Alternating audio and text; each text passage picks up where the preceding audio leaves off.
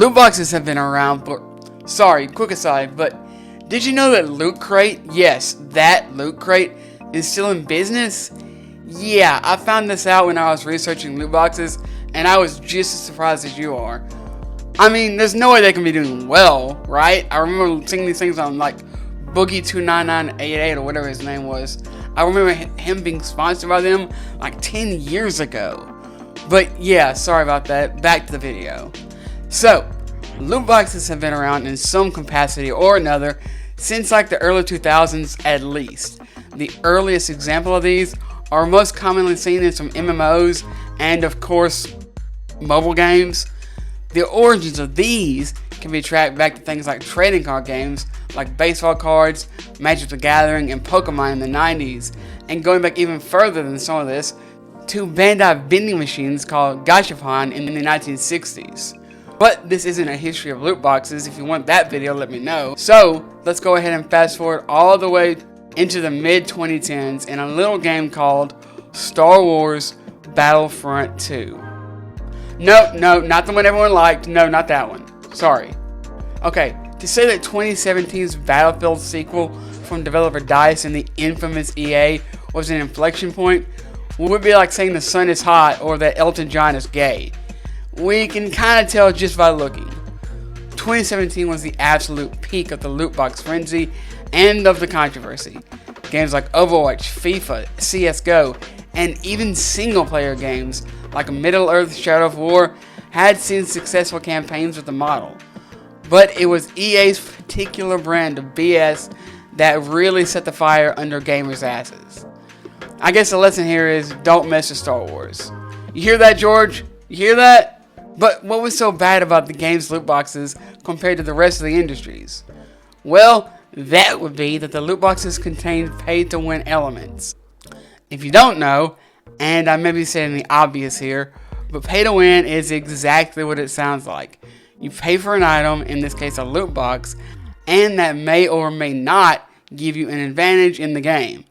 And if I'm not mistaken, people were paying thousands, maybe even tens of thousands, for the privilege of playing with characters like Darth Vader or Yoda, which, in some cases, gave you huge advantages in the game.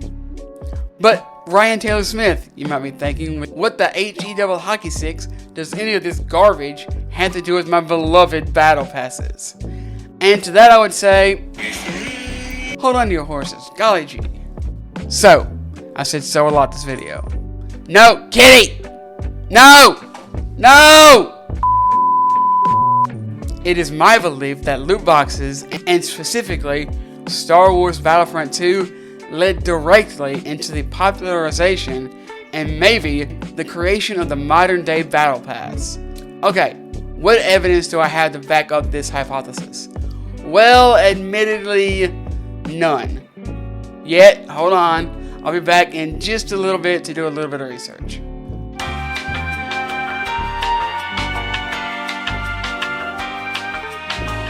Okay, well, I'm back from Wikipedia. Yes, Wikipedia. I told you I was going to do research. Wikipedia defines a battle pass as, quote, a type of monetization approach that provides additional content for a game, usually through a tiered system rewarding the player with in-game items for playing the game and completing specific challenges, end quote. It goes on to say that Battle Pass is inspired by the Season Pass ticketing system and originated with Dota 2 in 2013. Yeah, Battlefront 2 definitely was not the singular reason for the creation of Battle Passes, but hey, I called my shot and picked it off the front rim. What are you going to do about it? However, my theory that Battle Passes were popularized in the wake of EA's mess still holds water, because they started to grow in popularity right around the time of Battlefront 2's release. Of course, the first thing everyone thinks of when they hear the word battle followed by the word pass is the word fort followed by the word night. Launched in 2017 by Epic Games, Fortnite was released as an early access looter shooter survival game with elements of tower defense, survival games, and Left 4 Dead, known as Fortnite Save the World. While it would be incorrect to say that the game was a complete flop critically or commercially, it didn't exactly light the world on fire. This, of course, led Epic to find a way to turn water into wine, and oh boy did they. Launching in July of 2017, Fortnite Battle Royale was an instant success, garnering 10 million plus players in its first 2 weeks alone, dwarfing the Save the World mode released earlier that year. However, Epic had a problem. How do they make money? The game is free after all, and as brilliantly illustrated by Battlefront 2, loot box fatigue was at an all-time high. Well, if you're watching this video and have a somewhat functioning brain, you probably know the answer to that very astute question. Battle passes, of course. To say that this was a success might be considered a slight understatement. Just a little one.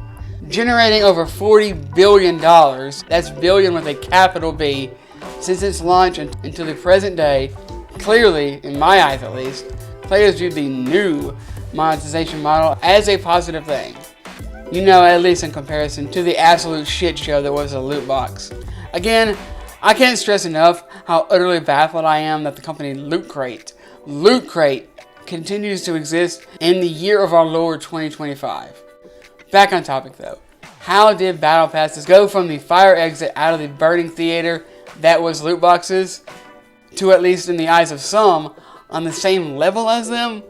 Well, I don't exactly know how, but I can point you to some reasons as to why. The implementation of Battle Passes is seen by many as predatory, FOMO-inducing, and at its worst, pay to win, just like the loot boxes it was meant to replace. However, I see this as easily, and I do mean easily, the lesser of two evils. I don't even know if I'd say that there were two evils here.